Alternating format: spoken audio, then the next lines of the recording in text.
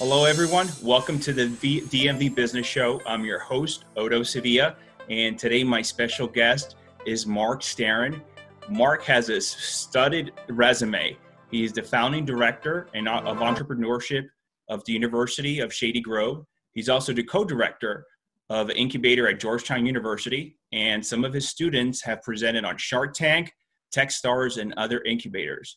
Marc has also founded several companies himself and has received investments from the likes of Michael Jordan, Wayne Gretzky, Steven Spielberg, Nokia Ventures, and others. He's also won multiple awards and has been featured in several publications and is author of two books of entrepreneurship. Thank you, Marc, and welcome to the show. Well, thanks for having me. I'm excited to be here. Yeah, so as I mentioned offline before we started recording, I like to sort of start off from the very, very beginnings. Are you from around the DMV area or? Yeah, I actually grew up in Rockville, Maryland, homebred. My family's from Argentina. My brother and sister were born there, and another brother and I were born here. But yeah, I've always grown up here. Went to Lux Manor Elementary School many moons ago. And, you know, it's funny because my parents would kind of say, you know, if you misbehave, we're going to send you to this private school, you know, and it's kind of like a ghost story, you know, don't misbehave, or we're sending you to this school called Bullis.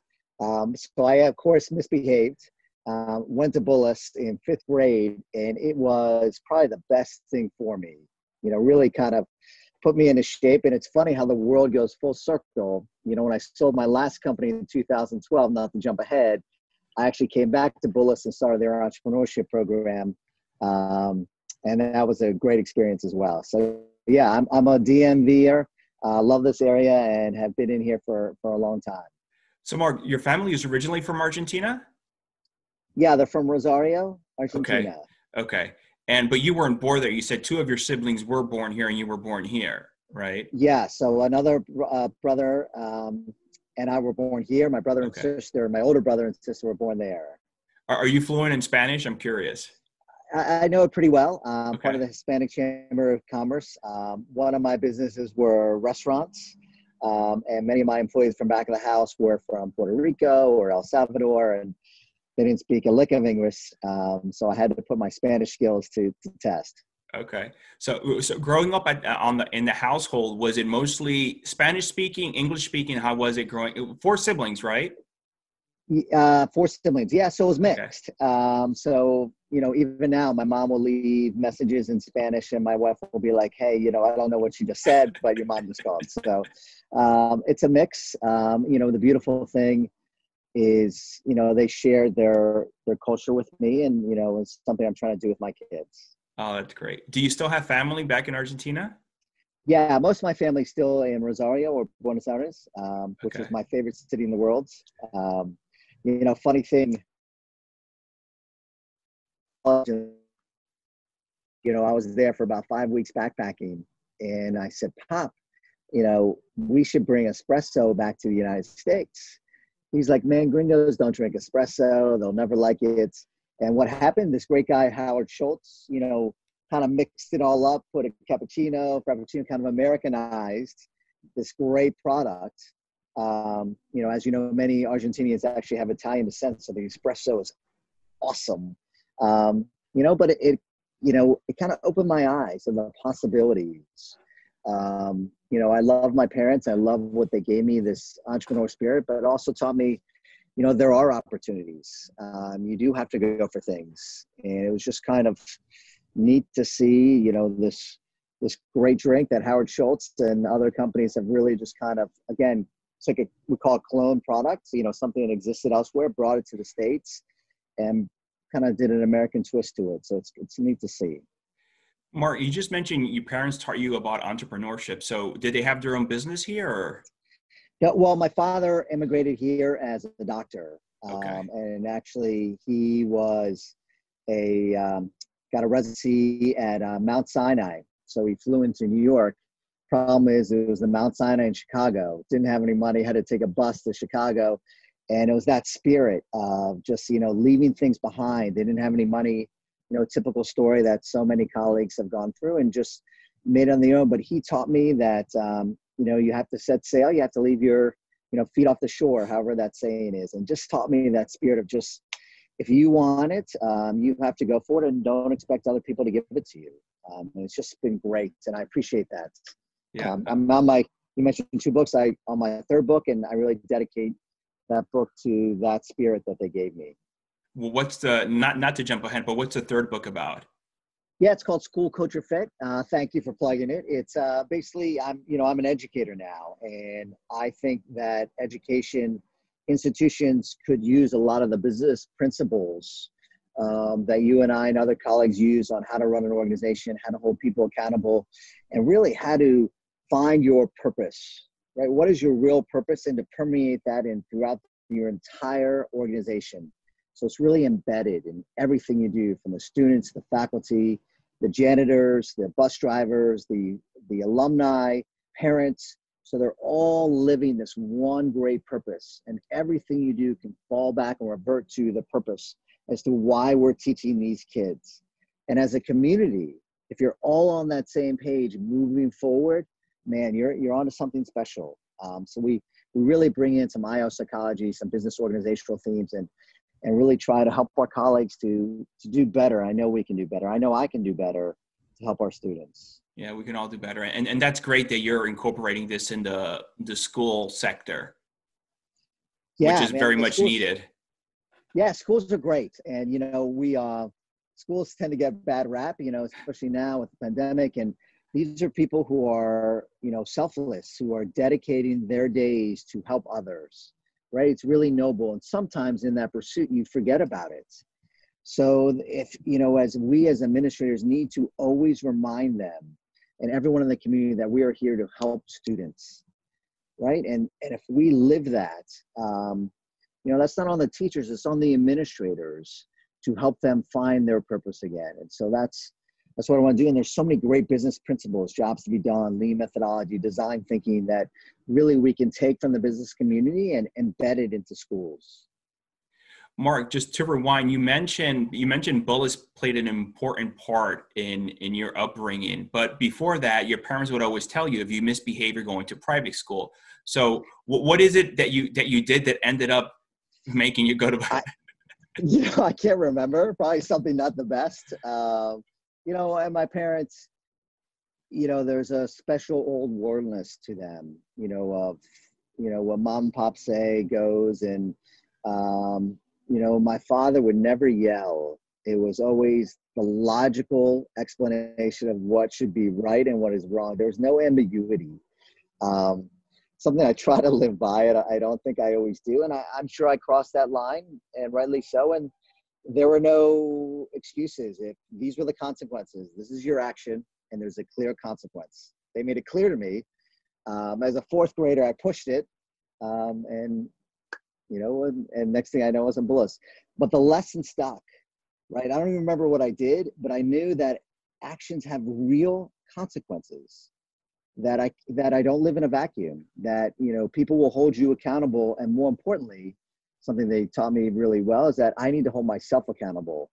And so I've tried to do that as best as I can. So how was the transition going from, I assume before you were in public schools, going to private to Bullis, and how was it there? First 3 days I cried. This is, I don't know if you're familiar with Bullis, but this is the prenatal days when there were no girls. You teachers would walk into the room, you say, "Sir, yes, sir." And I actually had homework. Who gives homework to 4th grader, 5th graders? It was insane, but man, it was so good. I was with a bunch of delinquents, and we were all there because we did something wrong, and this place got us into shape, and I'm forever thankful. Had wonderful teachers. I still use my 7th grade teacher, my history teacher, Glenn Hunter, gave me skills that I still use as a 50-year-old. I mean, how awesome is that? So it was, I did something wrong, but I got something really good out of it. What were some of those skills? So note-taking, listen, the active listening. There was another great teacher there, Michael Chelman, who I actually didn't know until I came back to Bullis as a teacher. And he gave me this book on, how to open your mind, how to be an active listener.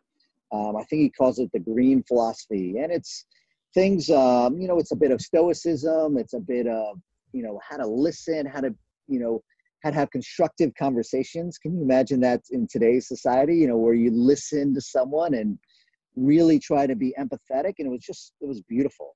And I just, gosh, there are so many to count, so many good people that, I just appreciate everything they did for me. I love that. So you finished high school all through Bullis, right? Yep. Went to Bullis from 5th grade to 12th, and then went to Johns Hopkins in Baltimore, very close. And then went to University of Pennsylvania Law School. Probably the world's worst attorney ever. I think I did it for 6 months, 8 months. I clerked for a judge, and he was wonderful.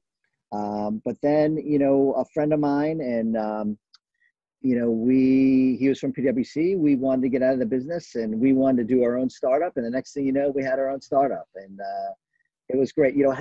Had many ups and downs of that startup. And what I think that taught me is that, we had these wonderful investors, and investment is not success. It's killing cash burn is great, and it's a great one-way. Success is customers and listening to customers and fulfilling their needs. That's success. And as a young, in my 20s, I didn't know that.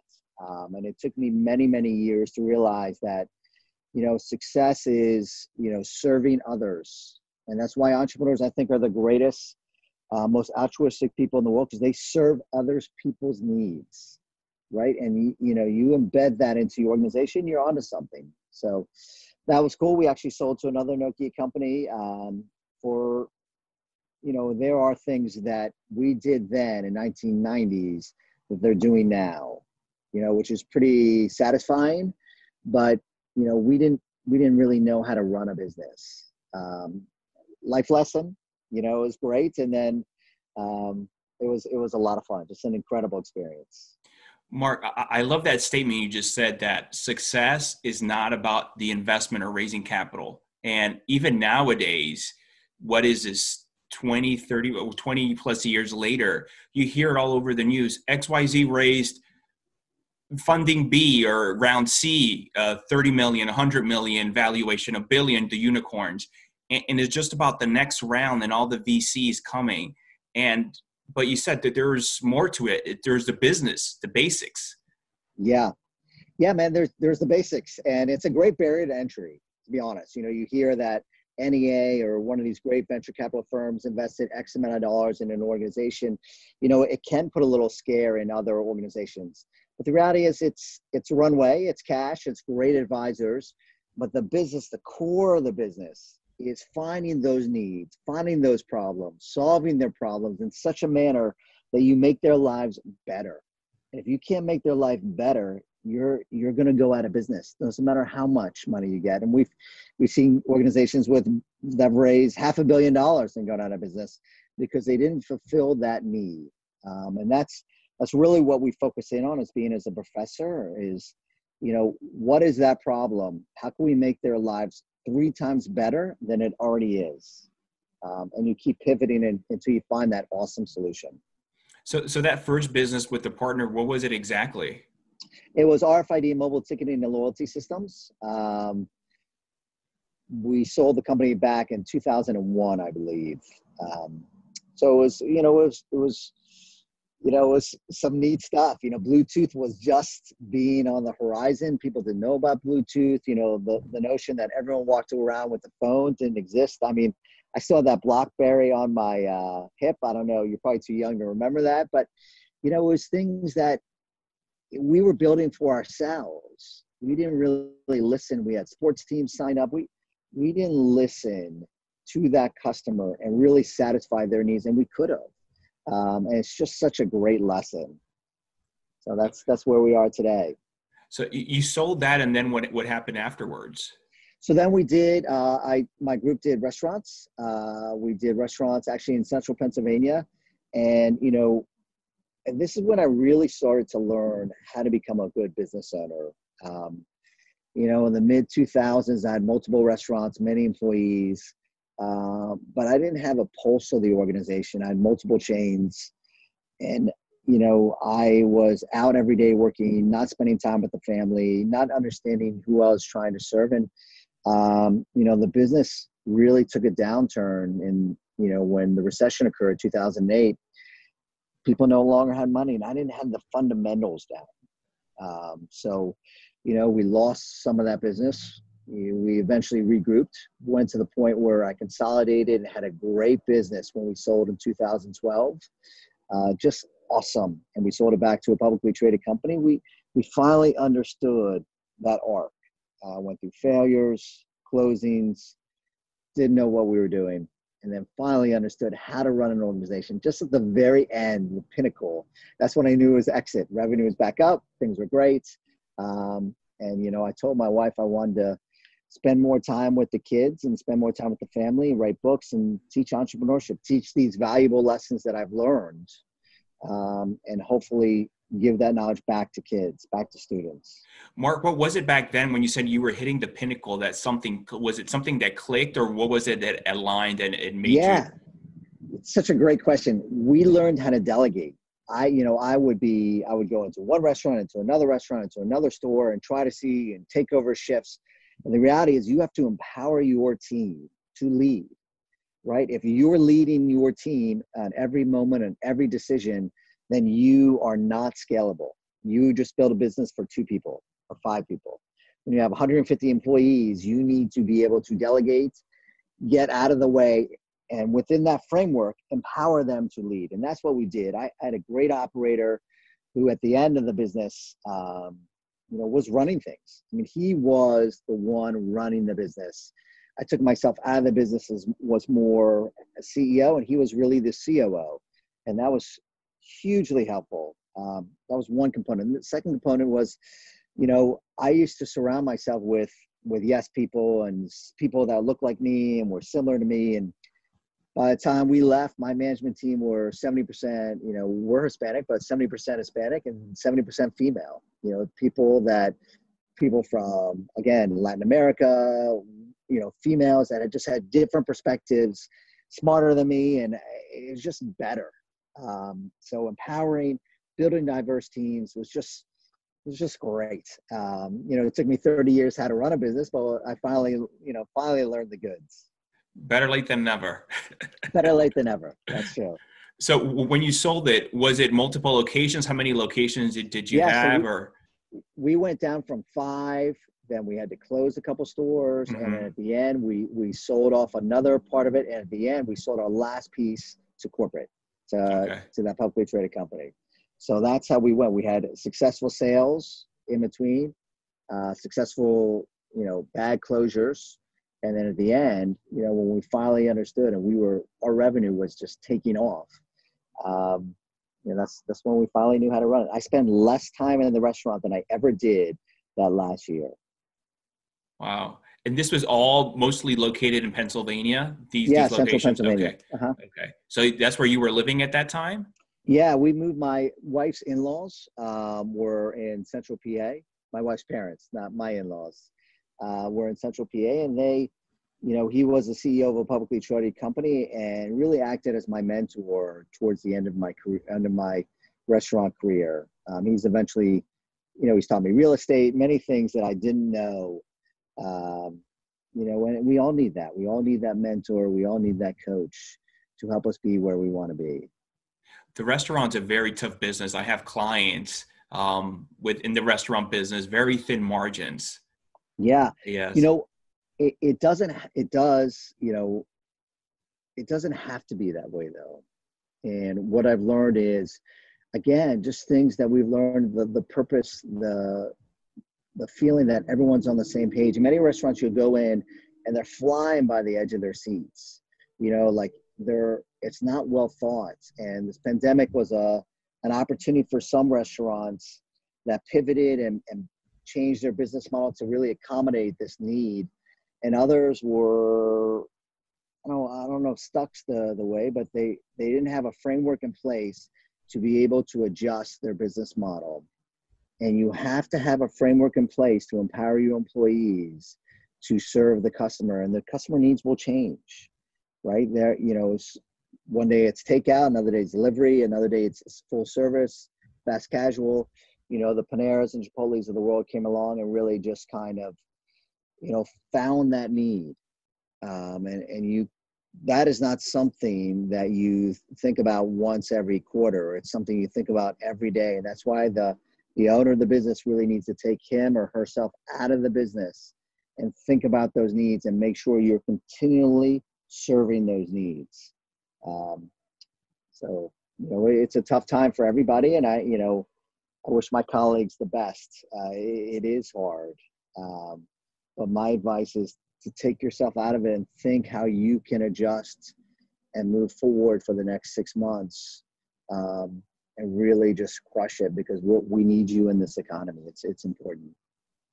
After you sold everything off in 2012, you mentioned you decided you wanted to get into education. Yeah. So I actually want to teach in college, bring my expertise to college and write books. And, my old high school heard that I was around, and then we sold our last business, would he be interested in coming back? And so I met with the head of school, had an amazing conversation, spent about 8 hours there. And I'm like, wow, this is a great place. I said, this is how we teach at Stanford Business School. This is how they teach at HBS and schools. Would you be interested in teaching it this way? And, I've had multiple business. I've had real estate. I've had restaurants. I've had RFID. I've had, I coach clients now. Would you teach it this way? It's like, he empowered me to teach it. And then someone at Georgetown University said, oh, we heard you're back in town. Would you be interested in becoming an EIR and working with the incubator? Next thing you know, I'm running their incubator with a colleague of mine, Shady Grove, who is amazing. And I'm an entrepreneur in residence. And last year, before I took on my current role, as a professor there as well. How was it when you first came into that role as a professor or in the school area? Amazing. Students are amazing. They are malleable. They absorb everything you need. They are like business owners. They're looking for coaches. They're looking for inspiration. And, our classes are how to build a startup. So I think for them, quite candidly, it's a little more fun. They're not final exams. It's not calculus, which clearly has its place, but it's not, not my expertise. It's how can you build an organization that serves others? And students are a lot better than we were, or at least than I was as an entrepreneur. I just wanted to make money. I wanted to be a successful business. They want to serve. So it's already embedded in them. It's our role to provide the framework and the organizational skills to think differently, to serve others. And we can provide that to them. We have an obligation, and I love that obligation. It is the best. And actually, I am currently I'm a professor at College Park as well, in the Academy of Innovation and Entrepreneurship. And there are people like Dean Chang and Erica Estrada-Lau, and Erica's from Stanford. These are incredible thinkers that are here to help organizations by helping students, right? It's our obligation to help this next round of great employees, of great founders, of great society members be better than we were. And they got a head start, let me tell you. They're awesome. That's good. That's fun. Marc, I understand you've had some of your students present and pitch at, like you said, ABC Shark Tank and Techstars and others. How was that experience? Were you there, or how was that? So one team that went on to Shark Tank, actually, they came to Bullis. They were in my incubator at Georgetown, but they actually came to Bullis School to practice their pitch. I had a venture capitalist, I had an experienced entrepreneur, and they were coached, I'm sure, by others as well. They're now worth $250 million. They're awesome. Together, we were in Inc. magazine last year. They're just great because they listen to the customers all the time. They're always out there, always listening. Just amazing. I think they're going to do $85 million in revenue this year. They're awesome. The student that went on to Techstars, I think he was the Georgetown Entrepreneur of the Year. He was great. This year's Leonsis Prize at Georgetown University. The top 2 prizes were my students. One was in my class, and the other was in my incubator. So they are great. They each won $30,000. One was sorry to digress a little, but one was a product that that for those with Parkinson's, it helps you button your shirt automatically. It's amazing. Oh, wow. Yeah. Another, she's fabulous. It's a WhatsApp that helps Guatemalan moms by making them instructors, empower them to be teachers of Spanish. So through that app, you can learn Spanish, which is great for us in America, but it's great for the Guatemalan moms, those individuals who are once, poor or working literally in the dumpster are now empowered, earning more revenue and teaching, people in Europe and the United States Spanish. And she's amazing. I think her company is called Project Olas. These are they're so good. And my wife thinks she tells me you're not 25 anymore, but they make me feel like I'm 25 because I got so much energy, so much passion, which leads me to my current role, which if you have time, I love to talk about. Definitely. Yeah. So I'm the founding director at Universities of Shady Grove, which we work with the 9 University of Maryland partners, and they are non-residential. Most of them are on financial aid, 68% diverse, 57% female. Like, I think half of them are first generation students. These are students who are needed in Montgomery County to make Montgomery County a better place. And they are just awesome. So we're just an honor to work with these students and help them get to where I know they can be great entrepreneurs and great employees. So it's, again, entrepreneurship based, right? It is, yeah. So we're the director, and actually we have a generous donation from the Blair Foundation. David and Michael Blair, they've donated to the lab and started this lab, and we're doing some exciting things. We see ourselves as really important members of Montgomery County business. We are part of the Montgomery County ecosystem. We are preparing students to really help Montgomery County business. So I spend a lot of my time talking to businesses just like you, finding out their needs. And from there, we're bringing those needs, those skills that they want, and we're bringing those back to our students. So they're really prepared to work at amazing companies in Montgomery County. So that's my goal. And the county's been awesome. I love that. Marc, what would you say are the biggest differentiators that you see in entrepreneurs from an idea to establishing it to actually being a successful company? Yeah, so there are multiple parts of that. Such a great question, Otto. The key is in that startup phase, there's 3 phases of every business, of every startup. It's the problem, solution, fit. And that first stage is identifying the specific problem and iterating until your solution solves it, just like we spoke of earlier, better, 3 times better than all your competitors, right? They know their competitors. They always in their mind, how do I solve it now? And you have to do it better. The second is something called a product market fit. This is really when you find the channels, you can 10x the product. There are multiple customers nowadays. It's not just one, there are multiple. And then finally, scale.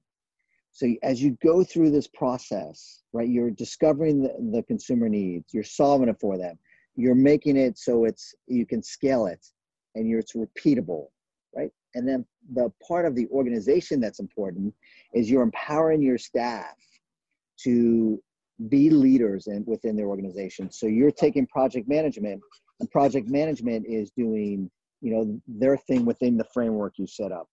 Sales, you have sales objectives and goals and marketing, but it's within the framework and they're empowered. So it's that multiple level of this organization where people feel like they're part of something special.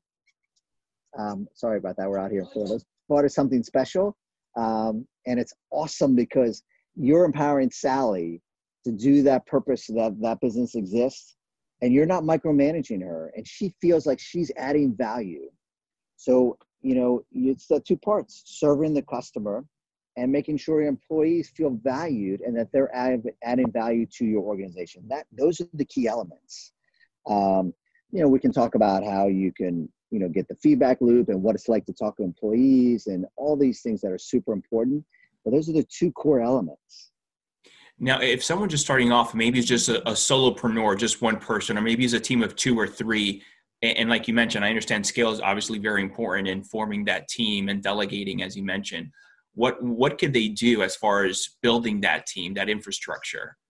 Yeah, so good. So what we do, there's a great book called The E-Myth. And what it does is, there are multiple parts of every startup. And there's sales, marketing, operations, there's customer discovery. There's all these different, things that have to get done. And what you do is you put a person's name underneath each of those categories, and that person is in charge of that. They're the one accountable. And the final decision for that particular area has to reside with that individual. So that's part of it.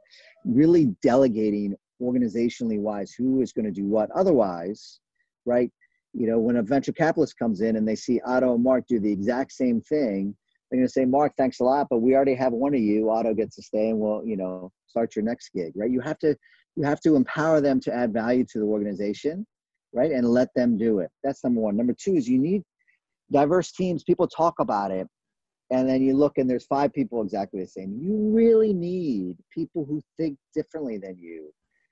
But this is important, but still lives your purpose of that organization, but still think differently, right? So, you know, our purpose is to educate students in entrepreneurship. We're all aligned on that, but your approach may be different than mine. And together, we're going to come up with the best solution because we're thinking about it differently. So that's important.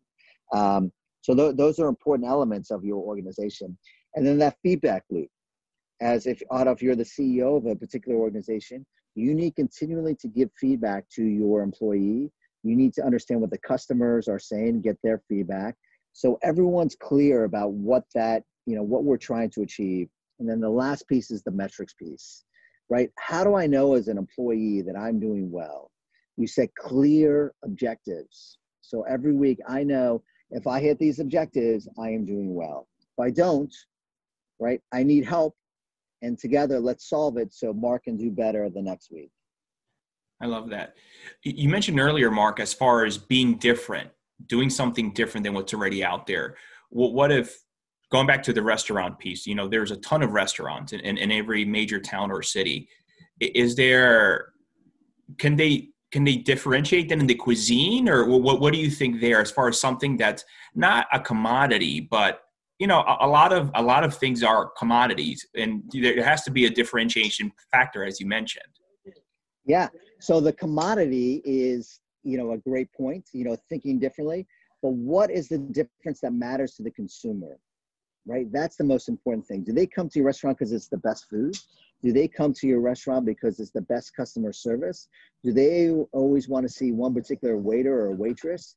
What about it is uniquely different, that the difference is important to the customer? That's the key. And I can't tell you that answer. You need to find out from the customer what's the important element. Okay. I love that. Right? Yeah.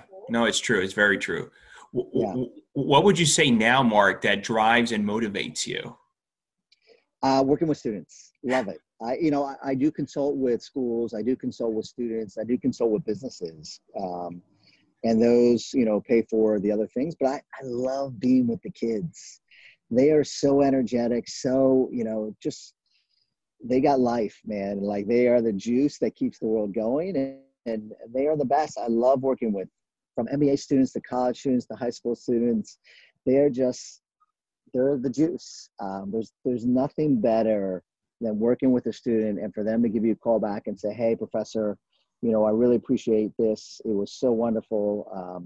You know, we took the advice and, you know, we're rolling with it. Or just as great, I spoke to a customer. This is what they said. And now this is how we're iterating our solution. I love that. It's cool. So it's pure joy. I love that. And when you're teaching at these schools, your focus is mostly just entrepreneurship, right? Yeah. So we are entrepreneurship. You know, that's what we do. But what's cool about entrepreneurship is it touches so many different departments. We touch STEM, we touch psychology, we touch life sciences, biology. You know, there's really not a department at our institution that we would say, we would never work with you. Quite the opposite. We are, you know, we just did a healthcare pitch competition. We did a redesign the restaurant competition. I work with MCPS to help them bring their Shark Tank, but those teachers are working with multiple things. So, you know, we are working with every department to really provide these skills that they need. So it's been fun. Marc, you have a very rich career. What would you say is it you're most proud of thus far? Teaching. They, you know, again, they are the best, and I get so much satisfaction to know that a student, you know, won the Leonsis Prize, or a student, got their first customer, or a student says, hey, I got this job at PwC or EY because I came in there and design thinking, my design thinking background helped me answer one of their questions. I mean, how cool is that, right? I got an email from a student that, graduated from Darden School at UVA. And he said, hey, I just want to let you know, it's been, 6 or 7 years since I took your class, but your class was the best class ever. And I just wanted to say thanks. So how cool is that? Yeah, that is awesome. If someone were to come to you and say, I want to start up a new business, what advice would you give them? What is step one? Yeah, so I'm going to slide over here. There are a couple steps that you really have to go through. The main step is called customer discovery. And you really have to listen to your customers. So the very first thing we do is we go out and do multiple interviews and identify specifically those customer needs. That's what we're looking for. What are the needs? And then from there, they will go and prototype different types of solutions, different experiments to test out their hypothesis, what they think may or may not work for that particular customer. So it always starts with interviewing the consumer, right? Really listening to them, identifying their problem. And then from there, you'll iterate, find solutions, you'll test the solutions, see what works. And as you keep building better and better solutions and you keep getting feedback and feedback and feedback, in the end, you'll build this awesome solution that really helps them because you really listen to the customer. All right. I love that. What would you say is your biggest challenge right now with your role? The pandemic, I'm sure I'm not alone in this. Working online, I like the mimicry that exists between me and my students. So unfortunately now everything's done, virtually. Mm-hmm. But it's also given us some opportunity. I work with a colleague of mine who's a professor at Georgetown University and the University of Maryland Honors Program. And we've put together a social entrepreneurship program where we do social entrepreneurship and we do it virtually. We had 67 students in the summer from California to Florida. We would not have been able to do that if we were in person. So that's amazing. We're running another cohort this winter and, we have students from all over the East Coast. So it's a lot of fun.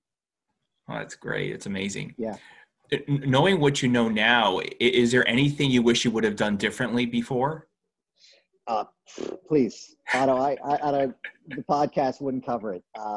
Everything. I would have empowered my employees more so. I would have conducted, 3 to 5 customer interviews daily. I would have gone to my competitors. I would have sat down with sports owners more and really listened to their needs. I would, in the restaurant industry, I would have eaten out at a competitor every day and understand what they did well. There are so many things that we learn, and that's what's so awesome about life. You learn and you make yourself better, and more importantly, you make those around you better. And that's what I strive for. Great. Marc, I know you've written 2 books and you're in the process of writing the 3rd one. Can you briefly chat about those 2 books you've written? Yeah. So entrepreneurship books are very expensive. There's some wonderful ones like the Startup Owner's Manual from Steve Blank at Stanford. There's Alexander Osterweiler from Switzerland. Those are all very expensive. And what I wanted to do is combine lean methodology, combine design thinking, and provide it in a manner that was, 1, easily digestible, right? Some of these books are a bit convoluted, and 2, very affordable. So that book, The Student's Guide to Entrepreneurship, is very inexpensive. It gives the concept, Einstein described pure genius as simplicity. And so they're very simple. A 5th grader can read them, an MBA students can read them. And that's what I want. So they get it, very short, simple chapters. Oh, I get this concept. And then I can dive deep once they're in the classroom. And then you have a 2nd book as well, right? Yeah. The 2nd book is called Stories with Connie. They're little anecdotes from amazing entrepreneurs from like Norm Augustine, who's the former CEO of Lockheed Martin, to Michael O'Neill, who's a wonderful healthcare entrepreneur in this area. And actually what we do with that book, we donate 100% of all the proceeds to charity. Connie Giles, she was my mentor, the first person that really helped me with entrepreneurship. And so these stories are great entrepreneurial stories, but it's really just so I can donate the money. That's great. You just mentioned mentorship and mentor. How, in your experience, in your opinion, how important is mentorship? And does anyone come to mind as far as the biggest one and the impact they did on you and what you learned? Yeah. So, basketball players, sports players, they always have mentors or coaches, which is just amazing. And for some reason, I've found that business owners don't, which is just incredible. So yeah, my father-in-law was an amazing mentor. My dad was an amazing mentor. Colleagues of mine at Georgetown University and University of Maryland have been mentors. Mentorship can be found in so many different places, business, personal, friendship. So you have to take advantage of those mentorship programs. You have to take advantage of mentorship overall. The key, really strong key, is what can you provide back to that mentor, right? It has to be a two-way street. So I tried to shoot for that, and it's been a lot of fun. That's great. Now, for someone young in high school or in college, and they're like, I don't have anything, and they want to learn. What are some suggestions you think? They're like, I want to mentor, I want to learn. What can I provide? I believe there's always something you can do. Yeah. So high school or college, and that's what we do. We obviously coach them all day long. And I get so jazzed when a student writes me and says, hey, can you meet with me for an hour? So there's two things you really want to do. One is you want to be very specific why you're meeting with that particular individual and why that individual can help you, right? Not some blanket email saying, hey, Joe, I heard your professor would love to talk. No, it's, I have this business. I would love to speak about customer discovery and how you went about it, right? Very specific. The second thing is I leave all my meetings with next steps. So I want to know that that individual followed through with those next steps and will set up another meeting with me and say, hey, professor, I did A, B, and C. I love to talk about it, what I learned. Can we go forward? And then you start developing that relationship. If I send those next steps and they call me a month later and say, hey, I'd love to meet again, but they never follow through with those next steps. Yeah, they're not really listening. Right. And that's a concern. I love that last part, the next steps, to see how serious they really are about doing what they want to do. Yeah, it's important. Yes. People have different meanings, but when I say, Marc, the word success to you, what does that mean to you? What do you think of? So it's individual. Some people success means a lot of money. Some people success means becoming a priest of their church, or success has to be two things. One, you set your own internal goals and you've hit those, or you're always striving for those, always being better. And then two, obviously, is, in our profession, is service, right? What are you doing to make those around you better? Is the students, is your organization. And if you can combine those two elements, right? Your internal goals, family, business, and then the service goals, right? How you're helping others, you have a real fulfilling life. But I can't define success for you. And I'm not saying you in particular, but that individual has to set their own internal goals, really work on them daily, and really try to achieve those. And to me, you have to embed success for others, how you are affecting others. There's nothing more thrilling than helping others. So I think that's important. Yeah, I agree there too. Well, what does the future look for you? What is the next 5 years, or what's the vision you have? Yeah, so my goals at USG is to really embed entrepreneurship into the USG ecosystem, work with Montgomery County, and then University Startups is our social entrepreneurship program. We are here to help schools, help students, just love entrepreneurship. And that's what we're really doing. And then finally, the success of my colleagues and peers and the joy and happiness my family gives me, I want to continue to grow that and be as best at as I can. That's great. With University of Shady Grove, Marc, so is the goal here, the students form a business and they actually then take it to market and implement it, or is it just teaching them the basic skills, or what is it there? Yeah, so it's everything. So we're teaching them the skills, so they'll come to the workshops. We set up a workshop, how to set up your own solar enterprise. But then we have a startup course, so how to start your own startup. And then another piece is we are inviting businesses in Montgomery County that are struggling during this time. And we will help put together a student startup consulting basically for you and work to help solve those problems for you. So one, We just brought her on. She's got This is like Harvard. It's awesome. The kids are great. One, she has a patented product to help those with facial paralysis or anti-aging. It's a facial exercise machine. So we put together an all-female student startup team, and in late January, they're going to help her bring that product to market. So, we're really hired to help the community. So we're excited about that piece. Oh, I like that. Where are you finding these business owners and entrepreneurs to come in and do that? Yeah, so we're just rolling this out. Okay. So I'm glad this podcast is perfect timing. Our first business is January 27th when that first rolls out. She's our prototype. She's great. She's Christina Helsenrath. She's agreed to be the guinea pig for this product. But then we're rolling this out to other businesses, and we're opening the doors to other businesses to present their struggles. I give my students credit, so it's a win-win for them. They get experience. They get to really understand how to work with businesses. It's almost like an internship. And then businesses benefit, during their time of struggle. They've just hired this great consulting firm of these amazing students to help them be where they want to be. So we're excited for this. I love this. And these are local businesses coming to the school? Yeah. So right now our focus is Montgomery County. Okay. What I've learned of being an entrepreneur is I can't do everything for everybody. So we're starting very localized in Montgomery County. Sure. Working to help those Montgomery County businesses, and then we can eventually grow that model to other parts of the DMV. I like this because I have many clients in Montgomery County. So I'm curious, what are some of the requirements for the businesses to come in and then present, this is a struggle, this is my situation, or what I'm debating, and what are your thoughts?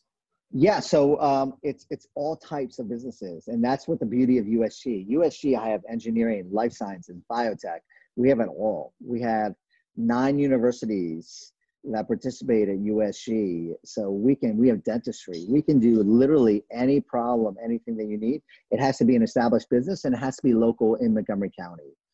Those are the businesses. But, I was just speaking to someone in the county exec's office, and, there are businesses in Montgomery County that could not receive CARES funding because they didn't have the right financials. They're immigrants, didn't understand the requirements, and, they didn't know that they had to keep in a P&L, things that, are pretty basic. And we can help them.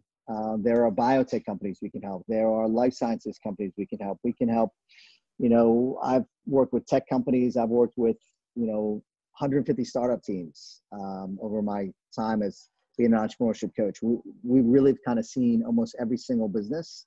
So we can help it all. We want to help Montgomery County be better. I love this. Yes. Lastly, what do you like to do for fun? Read. I love to read. Last year I read about 150 books. To be honest, most of them are through Audible. I like to walk and listen to books. I love to play basketball. Those days obviously have not been too often with the pandemic. I haven't played in 6 months or so. And I love to be with the family. I love to be with the wife and kids. I'm actually down here in Florida with my sister-in-law and her kids, and we're very fortunate. Where can people reach out to you if they want to learn more, what you're doing or, everything that you're involved in? Yeah, so any business in Montgomery County, it's msteren, MSTEREN at umd.edu for to work with USG. And then for the consulting side, it's just marcsteren@gmail.com, MarcSteren@gmail.com. Great. Marc, thank you so much for coming on. I had a great time. Me too. I really enjoyed this. Thanks, Otto. Yeah, thank you. Take care. All right. Bye-bye.